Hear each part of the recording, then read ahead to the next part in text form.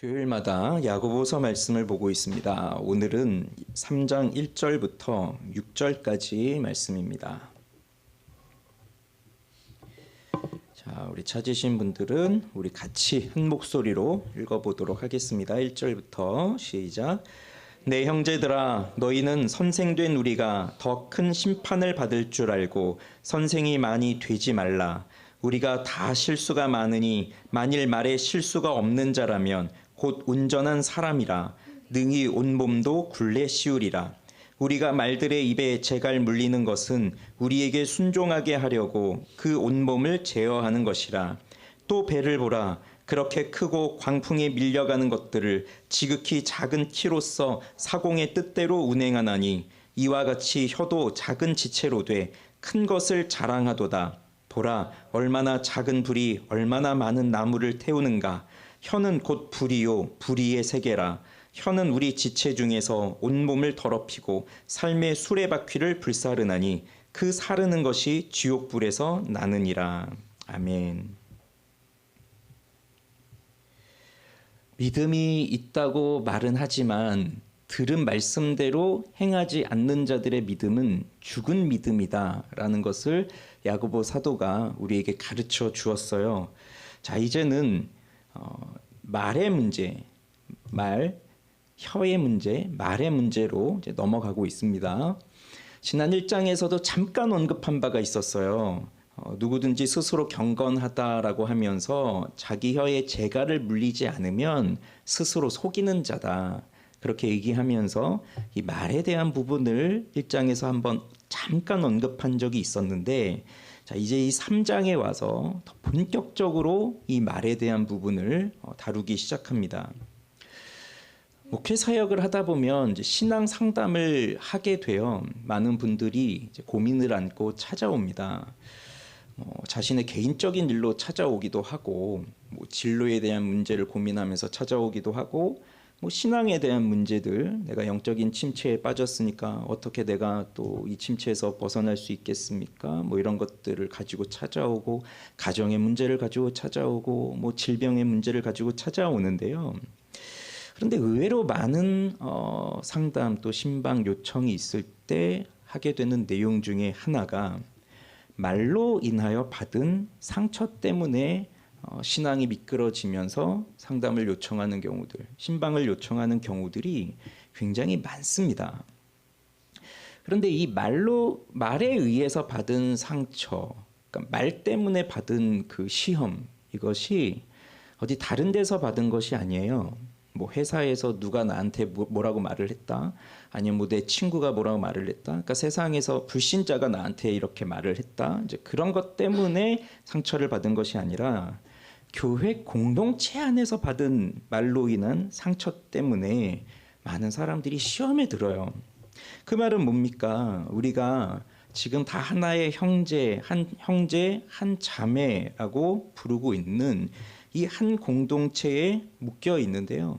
그 공동체에 묶여 있으면서 서로에게 상처를 주기도 하고 또 상처를 받기도 한다는 거죠.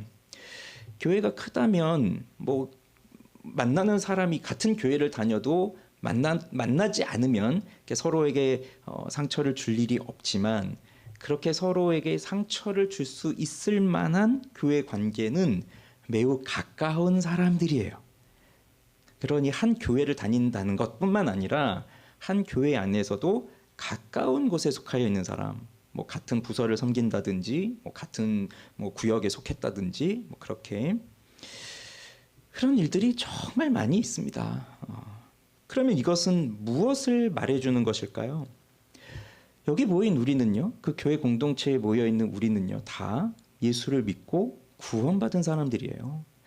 우리 1장, 2장에서 말하고 있는 것처럼 난 믿음은 있습니다. 그렇지만 행하지는 않습니다. 그렇게 대놓고 나 믿음 죽었습니다. 그런 사람들이 아니라, 그래도 우리 교회에서 열심으로 신앙생활 하는 사람들은 정말 예수 믿고 살아가는 사람들이거든요.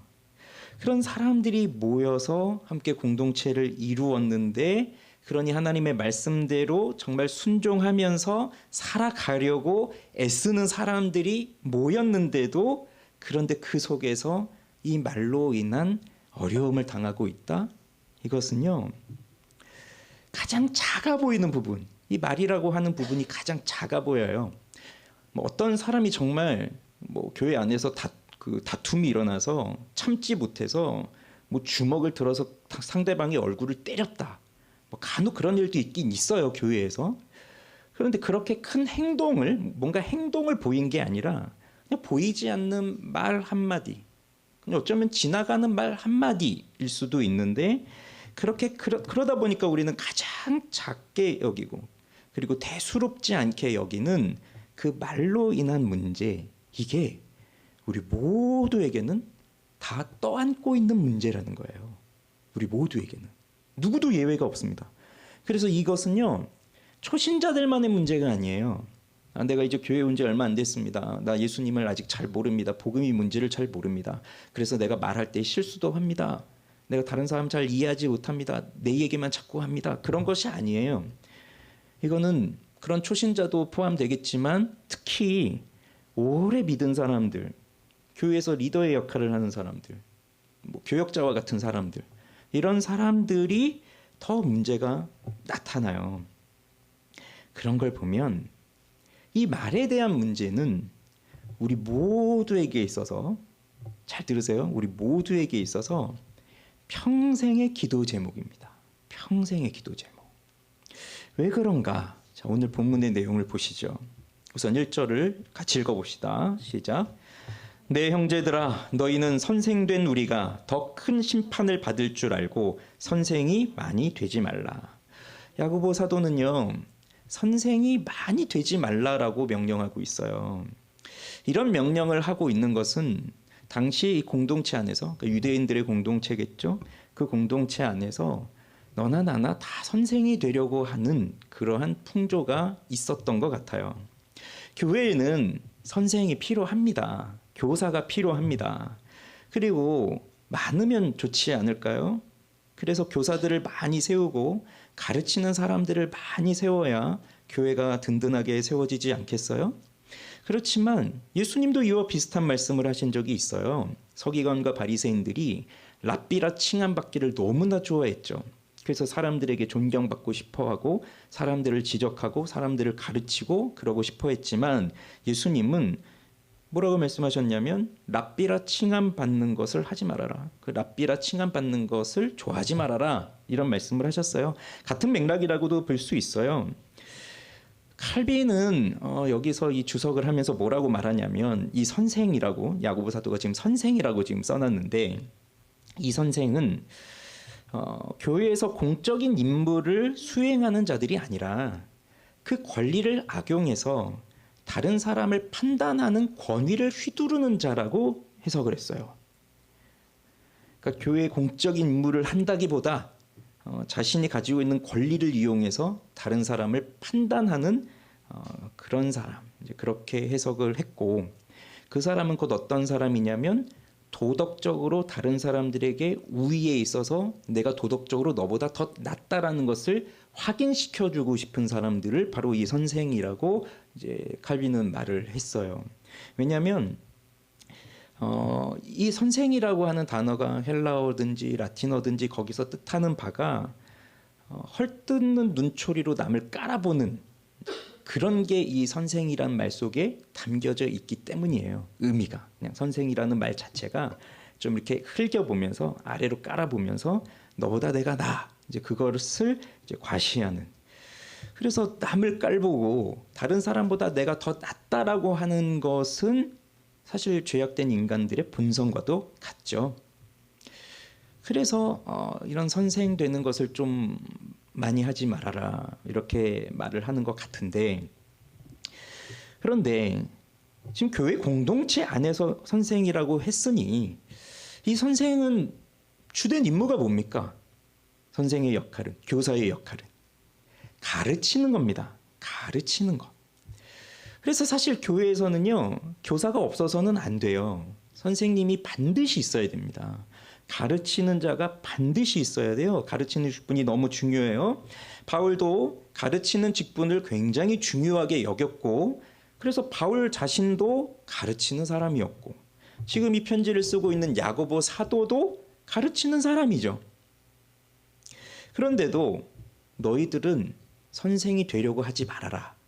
그렇다고 모두가 다 되지 말라 그 말이 아니라 너희들 많이 선생이 되려고 하지 말아라. 그러니 너희들 모두가 더 선생이 되면 안 되고, 그러니까 교사는 꼭 되어야 할 사람만 되어야 한다는 거예요. 아무나 다 모두가 다 선생이 될 목표를 가지고 신앙생활하고 공동체에 들어오고 하는 것이 아니라는 겁니다. 그러면 교회에서 이 공동체 안에서 가르치는 자, 교사, 선생님은 어떠한 것인지를 생각해 보세요. 교회에 많은 역할들이 있습니다. 정말 많은 직분들이 있고 직무가 있어요. 그 어느 것도 소중하지 않은 것이 없어요. 그런데 그 중에 가르치는 직분은 좀 특이합니다. 이거는 모든 직분이 다 중요하지만 이 가르치는 직분은 또 중요하다고 할 수밖에 없어요. 왜냐하면 영혼과 관련되어 있거든요. 영혼과. 뭐 예를 들어서 우리가 청소를 하는 섬김을 한다. 아니면 뭐 몸을 쓰면서 뭐 어떤 섬김을 한다. 그것도 다 필요한 섬김이지만 내가 직접적으로 다른 상대방의 영혼과 마주치면서 하는 일은 아니지만 물론 그들에게 올바르게 신앙생활하고 예배 잘 드릴 수 있도록 하는 환경들을 만들어주고 그들이 편안하게 신앙생활할 수 있도록 해주는 좋은 섬김이 되지만 교사, 가르치는 역할은 그 가르치는 자와 가르침을 받는 자가 실제적으로 같이 영혼이 연결되어 있다는 거예요. 그래서 이 일을 잘하면 하나님께 상이 크고요.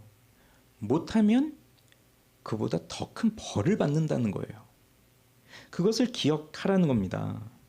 따라서 이 가르치는 자의 역할은 하나님의 주권적인 부르심에 의해서 하는 것이지 뭐 내가 하고 싶어서 하고 뭐 내가 뭐 잘할 것 같아서 하고 그런 건 아니에요.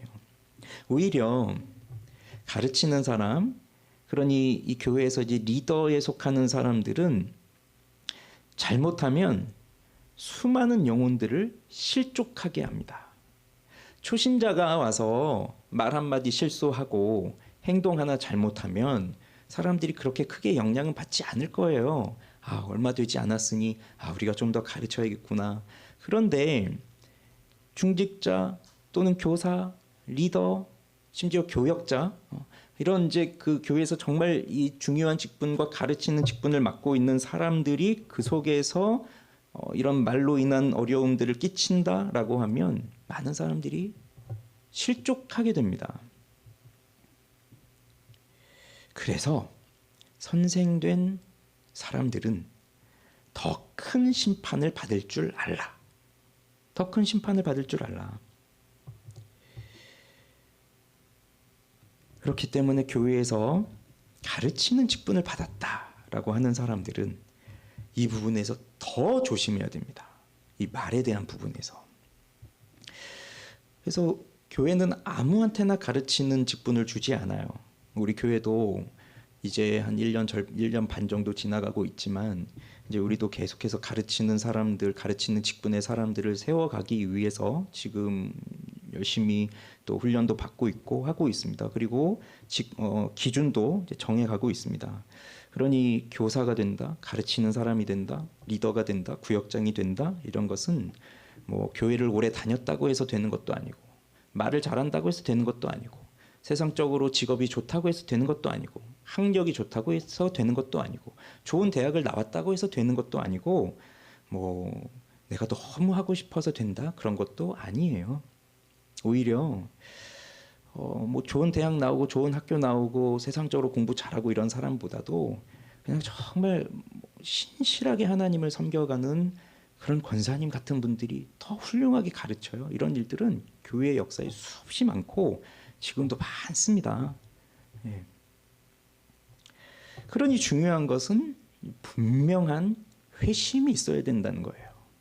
예수님을 만난 흔적이 그 사람의 영혼 속에 확실하게 있고 그래서 그 구원을 내가 구원받았다라고 하는 그 구원의 감격이 기초가 되어서 하나님이 나를 이 자리에 세워주셨구나라고 하는 그 부르심의 확신과 그리고 내가 만나게 되는 그 영혼들을 깊이 사랑할 수 있는 그들을 참고 용납하고 받아줄 수 있는 그 사랑이 기초가 되어 있지 않으면 우리는 이 섬김을 할 수 없습니다. 잘못된 교사가 될 수 있어요.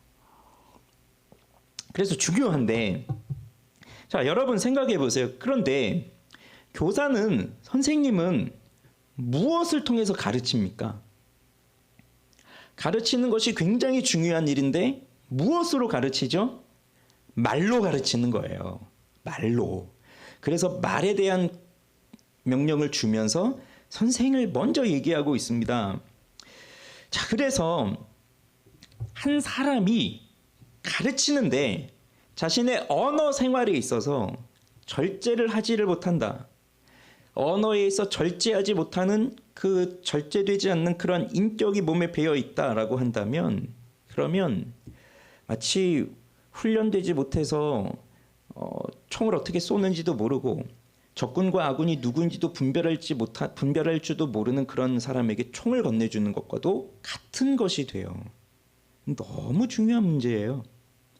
그러니 지금은 말을 잘하는 것 같고 굉장히 유능해 보이지만 그런 사람에게 무턱대고 영혼을 맡기는 건 매우 위험한 일입니다.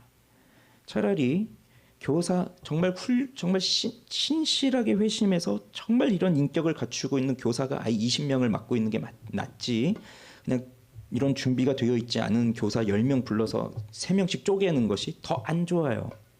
더 안 좋은 영향을 미쳐요. 신실한 교사는요, 잘하는 교사는요, 1명 있을 때도 잘하고요, 10명 있을 때도 잘하고 20명 있을 때도 잘해요. 그게 차이예요. 숫자가 중요하지 않아요. 여러분, 여기서 이제 우리는 중요한 문제를 이제 받아들여야 됩니다. 이 말의 문제는 곧 인격의 문제와도 연관된다는 거예요. 그래서 결국은 우리의 인격이 신앙 안에서 다듬어져야 되는데, 이 인격이 다듬어지는 것은 어떻게 하면 되겠습니까? 지금 우리들이 뭐 수십 년을 살아왔지만 내 인격이 정말 잘 다듬어지고 있는 것 같다, 그런 생각을 하십니까? 아니면 야, 잘 안 되는구나, 나는 정말 안 바뀌는구나, 이런 생각을 하실까요? 인격은요, 물론 변하기 쉽지 않지만 하나님의 은혜가 주어지면 변화됩니다. 하나님의 은혜가 주어지면 변화가 돼요. 그냥 내가 열심히 노력한다고 해서 되는 것이 아니라 은혜가 주어지면 변화가 돼요. 그런데 은혜를 받은 경험이 있으신 분들은 생각해 보세요. 하나님의 은혜가 내 속에 깊이 임하면요, 그때는 어떻게 되나요? 사람이 잠잠해져요. 이게 참 놀라운 변화인데, 그렇게 말하고 싶고 떠들고 싶고 그렇게 하고 싶었던 사람도 은혜를 깊이 받으면요, 조용해져요. 왜냐하면 자기 자신을 하나님의 말씀으로 깊이 보게 되거든요. 이따 또 말씀드리겠지만 그런 변화들이 일어나는 거예요. 그래서 사실 말이 많은 사람들, 말에 문제가 있는 사람들은 자기를 잘 볼 줄을 모릅니다. 자기를 깊이 보지를 못해요. 그렇지만 하나님의 말씀 앞에 바르게 서본 사람은 그 말씀으로 자기 자신을 들여다봐요. 그러니 말씀 앞에 두렵고 떨리는 거예요. 그래서 여기 이 잘못된 선생들은 결국은 앞에서 이야기했던 것과 동일하게 말은 잘하지만 그대로 행하지 않는, 가르치는 내용을 잘 알아서 그걸 잘 전달하지만 그대로 살아내지는 않는 그런 사람을 말하고 있어요. 그런데 이제 보세요. 2절에 보면 이렇게 말합니다. 우리가 다 실수가 많으니. 우리가 다 실수가 많다고 하고 있어요. 지금 야고보 사도가 누구 한 사람을 꼭 집어서 너는 말에 있어서 실수가 많아, 이렇게 말하는 게 아니라 우리는 다 실수가 많아요. 그러니까 실수가 그냥 어쩌다 한번 있는 게 아니라, 실수가 우리는 있어, 그 정도가 아니라 우리는 다 실수가 많아요. 말에 실수가 없는 사람이 있다면 그 사람은 온전한 사람이에요. 말에 잘못이 없다면 그 사람은 완전한 사람이에요. 그래서 온몸에 굴레를 씌운다. 능히 온몸도 굴레 씌우리라라고 2절에 되어 있는데, 굴레라고 하는 게 뭐냐면 말의 입에 이렇게 재갈을 물리잖아요. 그럼 그 재갈을 굴레라는 것하고 이렇게 연결해서 그다음에 그 재갈이 고삐랑 연결돼가지고 말 머리에다가 이렇게 끼우는 게 있어요. 이렇게 여러분 말 그림이나 사진 같은 거 보면 여기 말 귀 뒤에서부터 이렇게 해서 이렇게 묶는 게 있거든요. 거기 보면 이제 재갈을 이렇게 입에 물게 하고 고삐를 잡아당기게 하고 그런 게 이제 굴레예요. 자, 그걸 이렇게 씌운다는 것은, 온몸에 그 굴레를 씌운다는 것은 내 마음대로 몸을 통제할 수 있다, 제어할 수 있다, 이제 그런 의미가 되는 겁니다. 그래서 말에서 실수가 없는 사람은 완전한 사람, 그 사람은 내 몸도 완벽하게 제어할 수 있는 사람이에요. 그러나 모든 사람이 다 말에 실수가 많아요. 우린 이 부분을 인정해야 돼요. 나 자신에게 인정하셔야 돼요. 누구 정말 말에 실수가 많아, 그게 아니라 여기서는 지금 나를 말하는 거예요. 그래, 나도 정말 말에 실수가 많지. 그러면 우리는 그 말에 대한 문제를 보면서, 그 사람의 언어 생활을 보면서 결국 그 사람의 됨됨이가 어떠한지를 생각할 수가 있는데, 그 사람이 말하는 것을 들어보면 그 사람의 인격이 무엇인지를 알 수 있어요. 우리는 말 실수를 언제 합니까? 고의적으로 할 수도 있어요. 위선적으로 할 수도 있지만 보통은 무의식적으로 나올 때가 많은 거예요. 나도 모르게 말이 그렇게 나와버려요.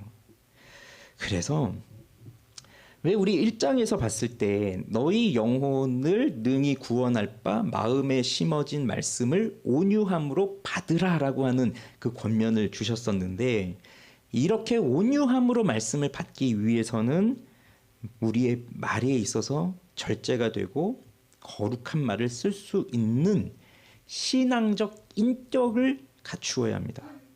다시 말해서 누구든지 말로 다른 사람들을 상처를 주거나 실족하게 하거나 그렇게 함으로써 또 성령을 근심케 하거나 그렇게 하지 말아야 한다는 얘기예요.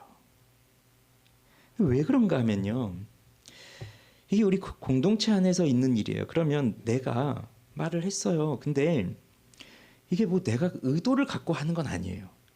그러니 실수죠. 뭐 내가 정말 악의를 품고 이 사람은 정말 나쁜 사람이 하고 이 사람을 막 욕하고 그런 게 아니라 나도 모르게 그렇게 말이 나오는데, 그게 사실 또 내 인격이에요. 그렇게 말이 나오는 거예요. 그런데 듣는 사람의 입장에서는 그게 또 싫을 수가 있어요. 듣기 싫은 말이 될 수도 있고 그게 또 상처가 될 수도 있어요. 그럼 무슨 문제가 생길까요? 공동체 안에서 그 말을 듣고 뭔가 마음 안에서 상처가 생겼다라고 하는 사람이 나한테 그 말을 한 사람을 이제 어떻게 생각하겠어요?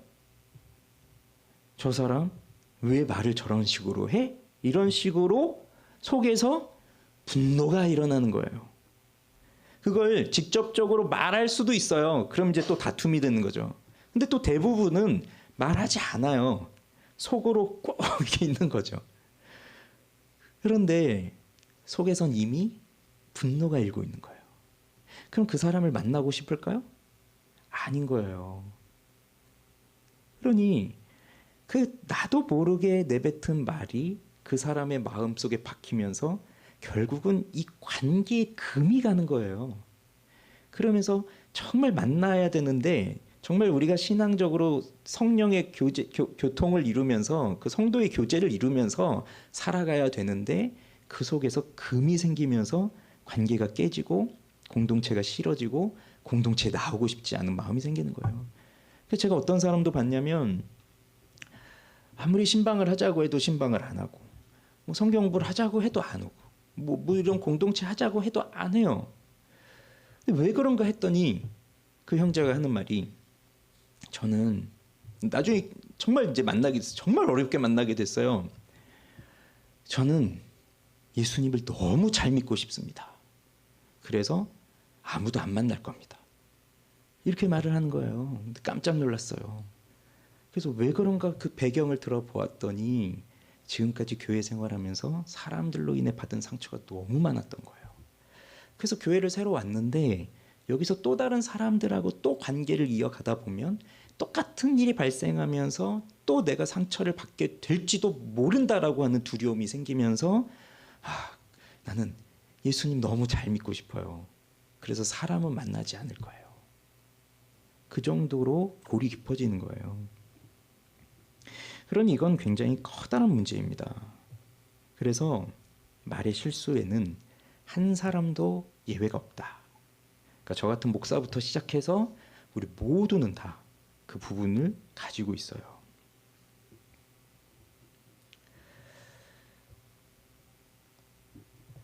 우리 신자들은 거룩한 삶을 살아가고 싶어요. 거룩한 삶을 살아가고 싶어 해요. 그래서 기도도 합니다. 그런데 내 말에 대해서, 내 언어 생활에 대해서, 그래서 이것을 통해서 내 인격이 변화되어져 가는 것에 대해서는 깊이 기도하지 않아요. 이게 문제인 거예요. 누구를 만나든지 간에 이제 우리가 이렇게 말을 할 수밖에 없어요. 예. 그러면서 말로 이제 의사소통을 하는데, 근데 거기서 뭐 내가 의도하지 않았는데도 자꾸 누군가에게 상처를 주는 것 같다, 뭐 이런 것들은요, 사실 이게 내 인격이 그렇게 굳어져 있는 거예요. 나는 그런 사람인 거예요. 그래서 그 사람의 말을 들어보면, 그러니까 말하는 걸 들어보면, 어떤 사람은 이제 꼭 그래요. 어떤 상황에서도, 그러니까 똑같은 상황이지만 어떤 사람은 늘 부정적이에요. 근데 어떤 사람은 또 늘 긍정적이에요. 이제 그런 것들이 상황을 보고 판단하고 하는 것이 인격으로 깊이 배어 있으면서 그게 곧 언어 생활로 나오게 되어 있다라는 겁니다. 그러니 여러분, 이 말에 의해서 그 말을 절제할 수 있는 그러한 수준의 삶은 우리의 성화의 삶에서 거의 마지막 단계에 이를 정도의 아주 어려운 문제이고, 그리고 아주 중대한 일이라는 것입니다. 기도를 많이 하고 말씀을 열심히 듣고 교회 나와서 많은 봉사를 해도, 중요한 직분을 많이 맡았어도 이 말의 부분이 안 되는 사람들을 여러분은 보셨을 것이고 지금도 떠오르는 분이 계실 수도 있어요. 근데 그게 이상한 것이 아니라 우리 모두의 기도 제목이기 때문에 그래요. 그러면 자, 또 보십시오. 이 야고보 사도가 이 말, 특히 혀, 이 굉장히 작은 거지만 아주 큰 영향력이 있다는 것을 또 비유를 들어주면서 말해줘요. 이 야고보는 정말 실생활의 비유를 우리에게 잘 들어주는데, 3절 4절을 읽어봅시다. 시작. 우리가 말들의 입에 재갈 물리는 것은 우리에게 순종하게 하려고 그 온몸을 제어하는 것이라.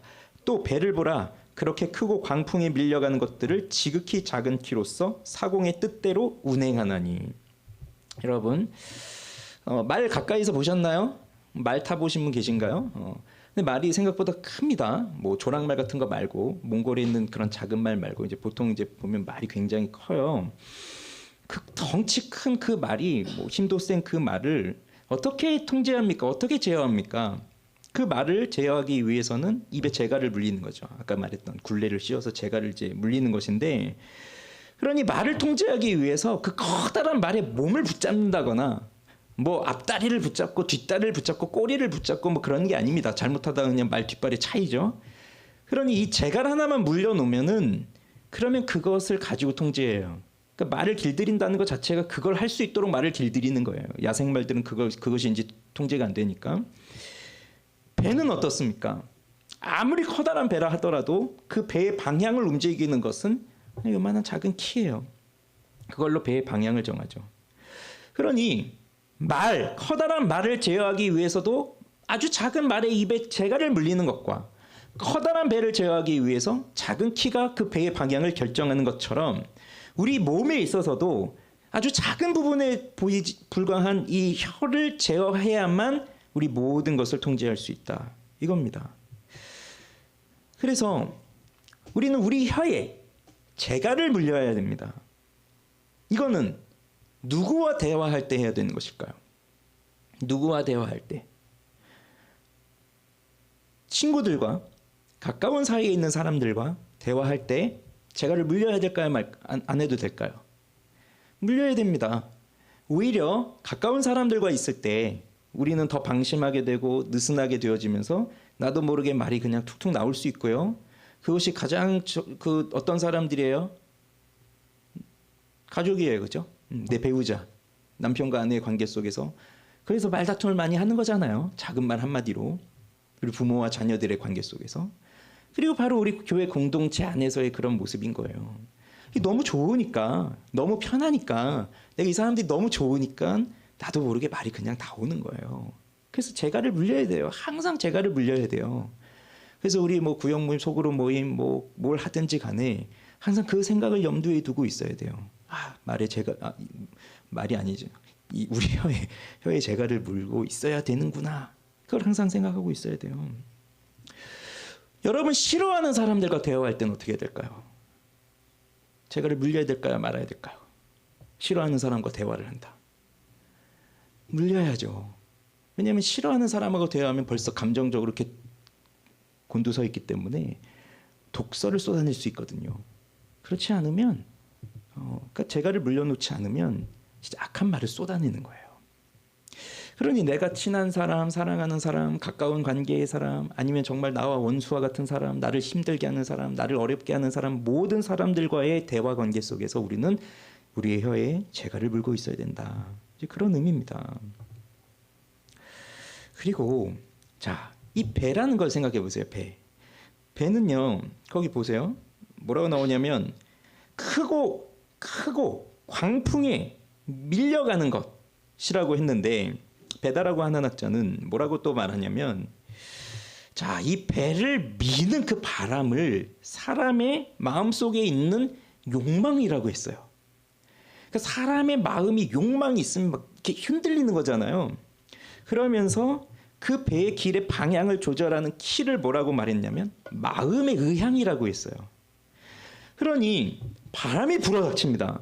그럼 배를 타고 있는 선원이, 사공이 바람이 불어닥치는데 그 바람을 통제할 수 있을까요? 바람은 불지 마라. 바람은 방향을 바꿔라. 뭐 그럴 수 있겠습니까? 그건 할 수 없어요. 그렇지만 키를 잡고 조정을 하면서 그 바람을 따라갈 수도 있고 바람을 거슬러서 갈 수도 있다는 거예요.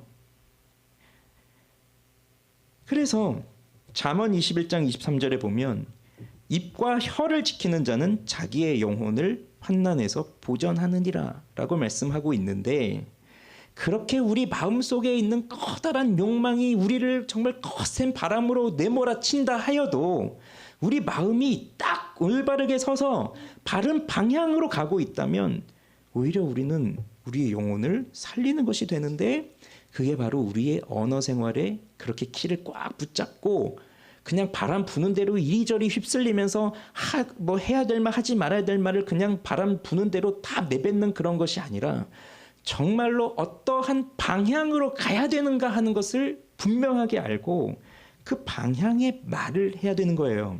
그래서 우리 한 사람 한 사람들 각자의 말이 그 사람의 인생의 방향을 좌우합니다.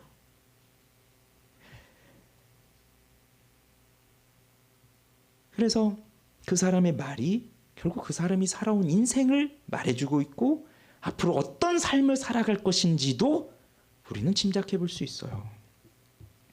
어떤 방향의 말을 해야 될 것이냐. 그럼 여기서 이런 생각을 하실 수 있을 것 같습니다. 이 말이 문제가 많으니까 그 좋은 방법은 이거겠구나. 그래, 나 이번 주부터 속으로 모임 가서 한마디도 하지 말아야지. 어차피 말하면 나도 모르게 실수를 할 수도 있고 내 의도와 상관없이 다른 사람에게 마음에 또 찔리는 말을 할 수도 있으니 하지 말아야지 하고 아무 말도 안 하는 거. 근데 성경은 그걸 말하지 않아요. 그러니까 침묵, 아무 말도 안 하는 게 능사가 아니에요. 말을 해야 돼요. 해야만 하는 거예요. 어떤 말을 할 것이냐. 그냥 마구 쏟아내는 게 아니라 절제된 언어. 그러니 말을 하면서 이것이 하나님이 정말 기뻐하실까? 저 사람은 정말 이 말이 괜찮을까? 이런 거. 그래서요, 이게 중요한 겁니다. 자, 그다음에 이제 5절 6절에 보면요. 또 하나의 예를 들어주고 있는데 이것도 우리가 충분히 이해할 수 있는 예예요. 비유예요. 자, 5절 6절 읽어봅시다. 이와 같이 혀도 작은 지체로 돼 큰 것을 자랑하도다. 보라, 얼마나 작은 불이 얼마나 많은 나무를 태우는가. 혀는 곧 불이요 불의의 세계라.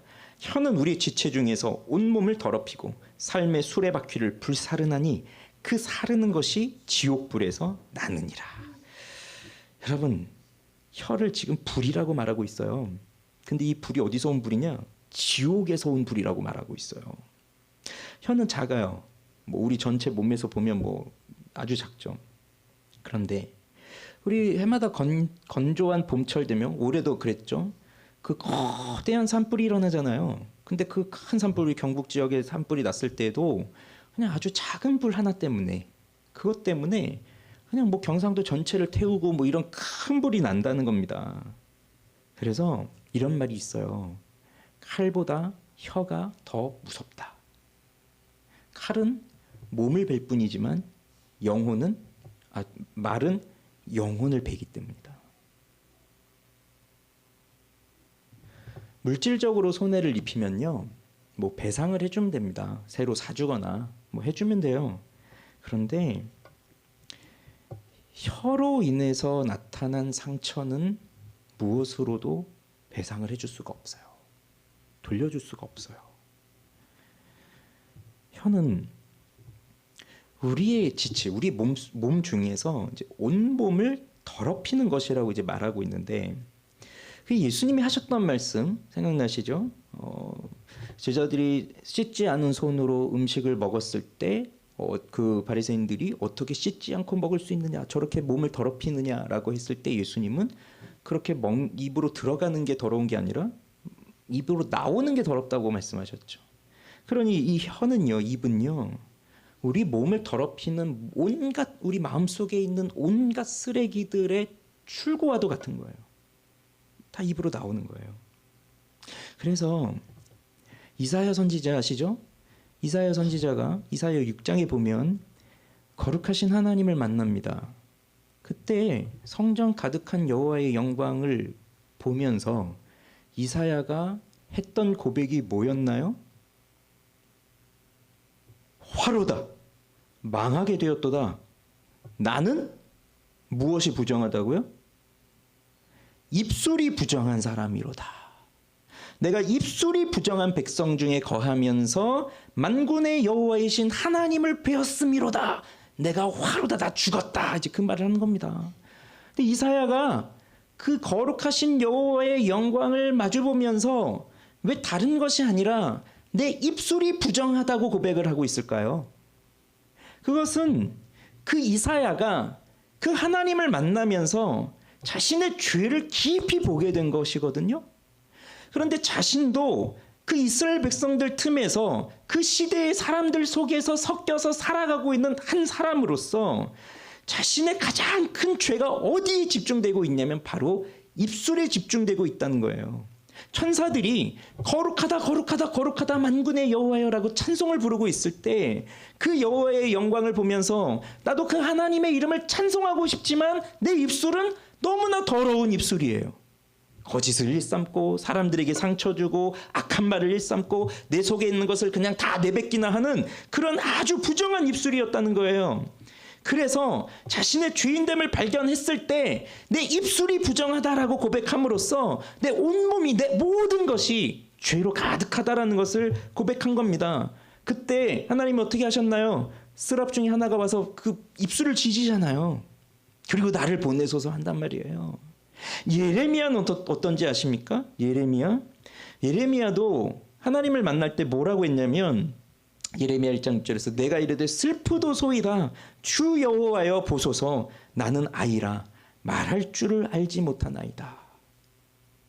말할 줄을 알지 못하고 그렇게 고백을 해요. 그랬더니 9절에서 여호와께서 그의 손을 내밀어 입에 대시며 여호와께서 내게 이르시되 보라 내가 내 말을 너희 입에 두었노라. 그러니 부정한 입술, 그렇게 하나님을 만나지 못한 상태에서는 말을 할 수 없는, 하나님에 대한 말을 할 수 없는, 아름다운 말을 할 수 없는 그 입술이지만 하나님께서 하늘을 가리시고 하늘을 가르시고 손을 내미셔서 그 입술을 만져주셨을 때에 내 말을 너의 입에 두었다라고 그렇게 말씀을 하시면서 우리 위대한 구약의 선지자 이사야도 그렇고 예레미야도 그렇고 하나님을 만나면서 가장 큰 변화는 입술의 변화에서 왔어요. 말은 지옥의 불로 지금 표현하고 있잖아요. 지옥의 불. 그건 뭐냐면 지옥이 뭡니까? 지옥하면 여러분은 무엇이 생각나십니까?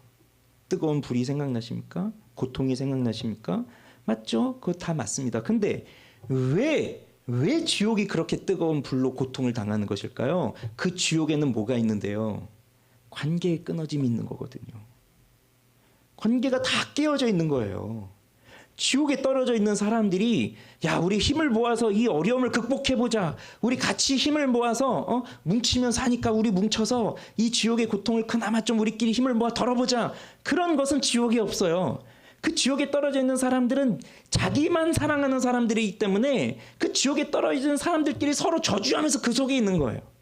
그게 지옥의 큰 아픔이고 지옥의 큰 고통이에요. 자, 그렇다고 한다면 이 혀가, 이 말이 그런 지옥의 불과 같은 그런 그 단절, 관계의 깨어짐을 주고 있다면 우리의 말 한마디로 인하여서 나타난 다른 사람들에게 준 상처는 바로 이렇게 관계를 깨뜨리고 교회를 깨뜨리고 공동체를 깨뜨린다는 겁니다.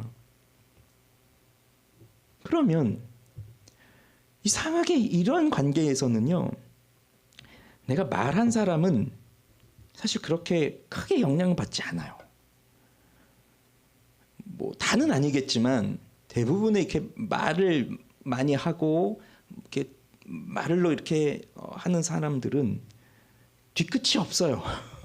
좋은 말로 하면 그냥 털어버리죠.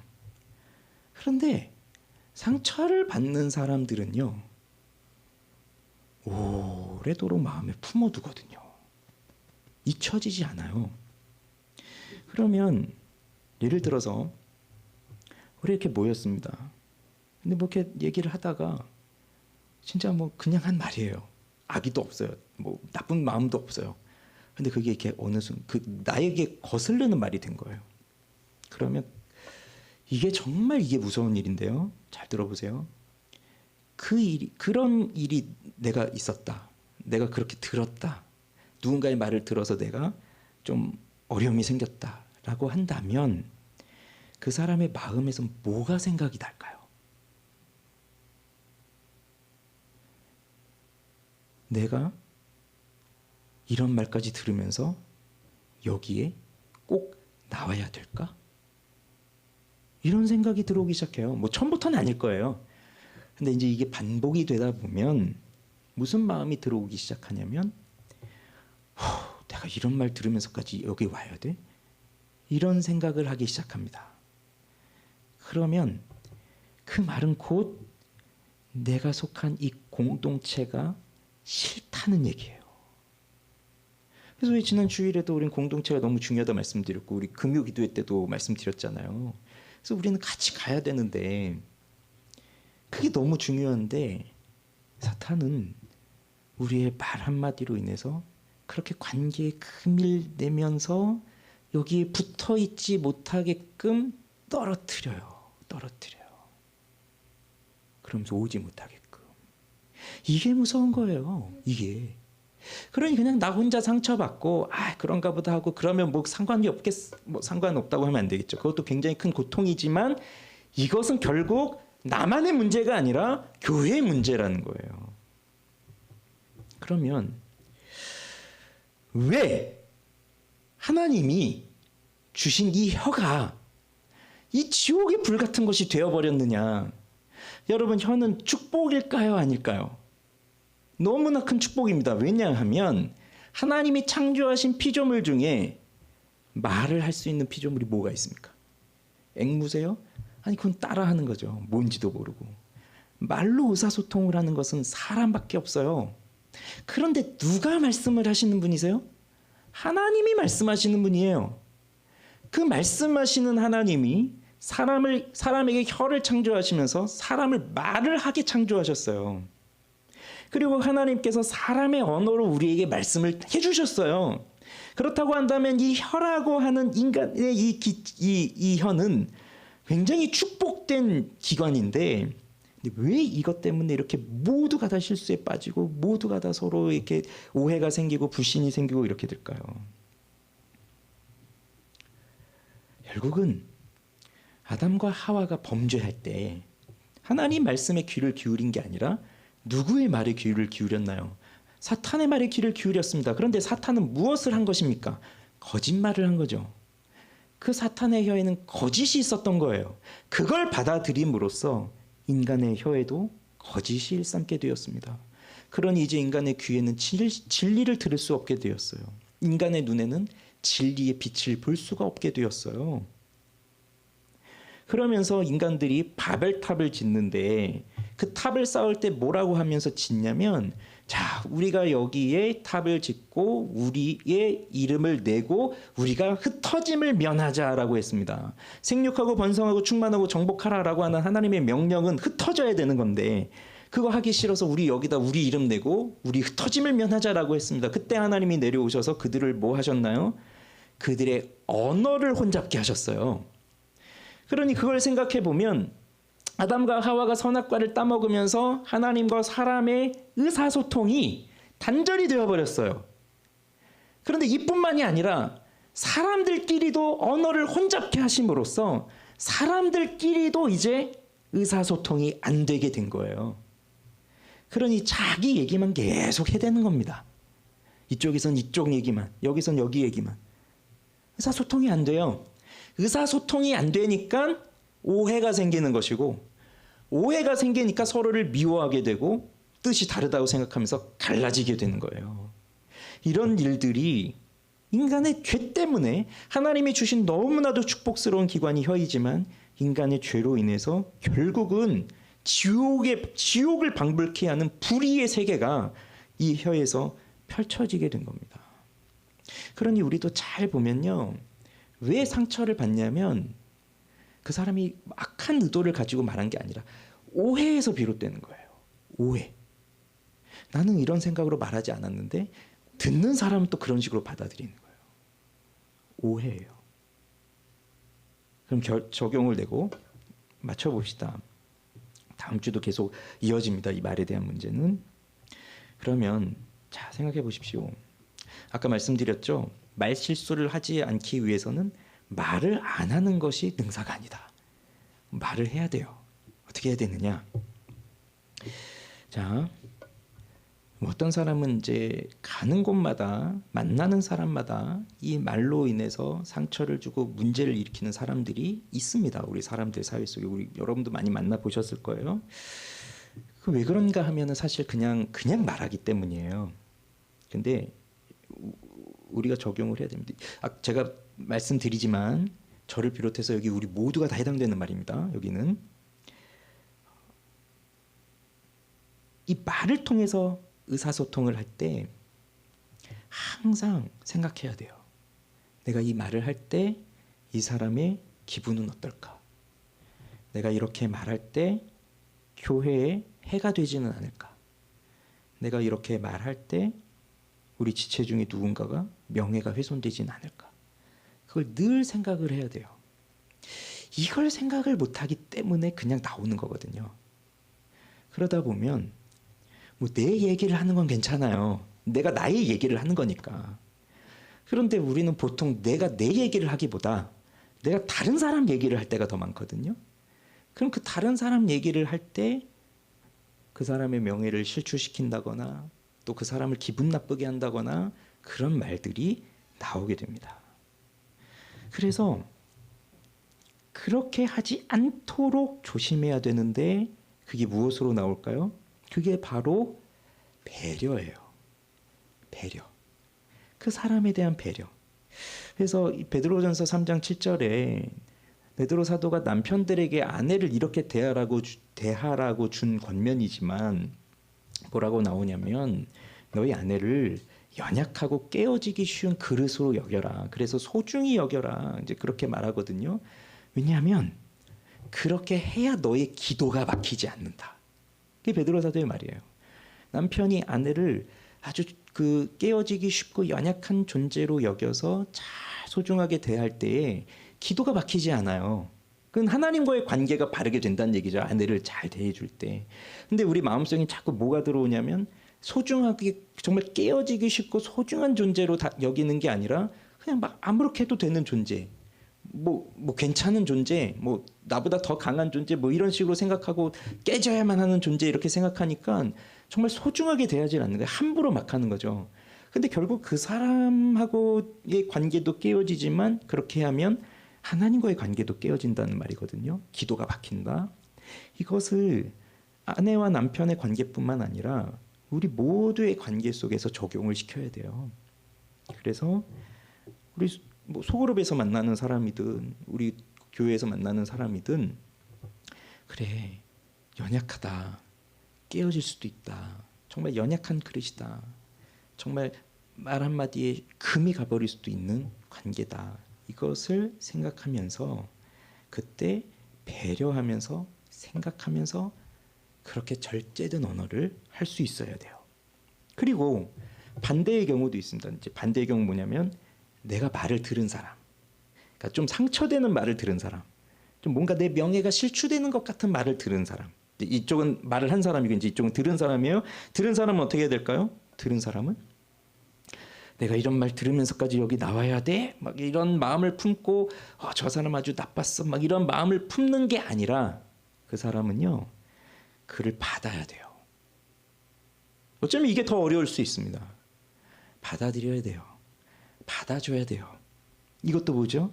이것도 배려이고 사랑이에요. 왜냐하면 그도 깨어지기 쉬운 연약한 존재이거든요. 근데 거기서 내가 당신 어떻게 그렇게 말할 수 있습니까? 하면 이제 깨지는 거예요. 그래서 받는 거예요. 받아주는데 거기서 우리는 자기 자신을 봐야 됩니다. 왜 내가 바로 화를 내면서 바로 맞받아칠 수가 없냐면 나도 완전하지 않은 사람이에요. 나도 누군가는 그렇게 죄를 범했어요. 나도 누군가의 마음에겐 상처를 줬어요.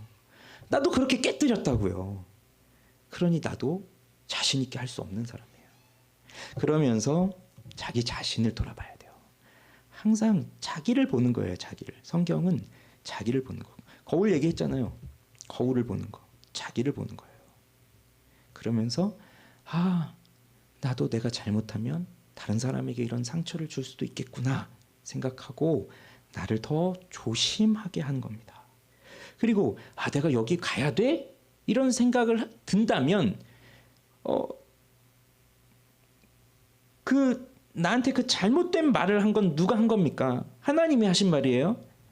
아니잖아요. 하나님이 주신 말 아니잖아요. 나를 상처 준 말은. 그렇지만 나를 그 자리에 세워주신 분은 누구세요? 하나님이 나를 그 자리에 세워주셨잖아요. 그러니까 하나님을 더 소중하게 여긴다면 그 자리에 가는 거예요. 그리고 함께 기도해야 돼요. 말로 범죄하지 않도록. 그 다음 마지막, 정말 마지막이에요. 오늘 마지막. 결국 이것이 죄로부터 시작된 것이기 때문에 그럼 무엇이 필요한 겁니까? 은혜가 필요한 겁니다. 선생 되지 말라고 했어요. 사실 우리에게는 선생이 딱 한 분 계세요. 예수님 한 분이에요. 사도행전 2장에서 예수님께서 승천하시고 이제 제자들이 모였죠. 그때 오순절 성령 강림이 일어났는데 그때 성령께서 어떻게 오셨습니까? 무엇으로? 어떻게 보이면서 오셨어요?